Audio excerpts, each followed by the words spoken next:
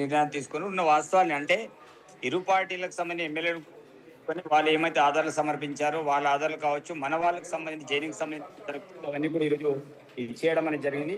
వాస్తవంగా ప్రజాస్వామ్యం బతకాలంటే గౌరవ ముఖ్యమంత్రి కలవడంలో ఎలాంటి తప్పు లేదు.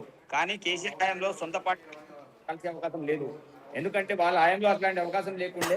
కానీ మన ముఖ్యమంత్రి హయాంలో అందరు కలిసి ఈరోజు బీఆర్ఎస్ వాళ్ళు ఆ రకంగా ఆరోపణలు చేస్తూ వాళ్ళందరూ కూడా ఇబ్బంది పెట్టడం అయితే అసలే కరెక్ట్ కాదు. ఈరోజు చాలా క్లారిటీ తోటి ఎవరైతే పార్టీలో జైన్ అని చెప్తున్నారు బీఆర్ఎస్ పార్టీ వాళ్ళు, వాళ్ళే ఆ ఎమ్మెల్యేలు స్వయంగా చెప్తున్నారు. ఇంకొకటి చెప్తున్నారు, కుర్చీ విషయం మాట్లాడారు. ఏంటిది, వాళ్ళు కేటాయించిన సీట్లలో వాళ్ళు కూర్చోవాలని మాట్లాడతారు. ఈ రోజు కేసీఆర్ గారు ఎక్కడ కూర్చుని ఫామ్ హౌస్ ను కూర్చి పెట్టుకున్నారా వాళ్ళకి అసెంబ్లీలో? అసెంబ్లీకి ఎందుకు రాకూడదు? కేసీఆర్ గారు ప్రతిపక్ష నాయకుడుగా ఈ రోజు కేసీఆర్ గారు అక్కడ రావాలి కదా. ఎందుకంటే ఇది కరెక్ట్ కాదు. ఈ రోజు ఇబ్బంది పెట్టడం కావచ్చు, ఈ రోజు వాస్తవంగా ఫిరాయింపులు చేసింది వాళ్ళ పార్టీలో, మా పార్టీలో ఎక్కడ కూడా ఫిరాయింపు లేరు.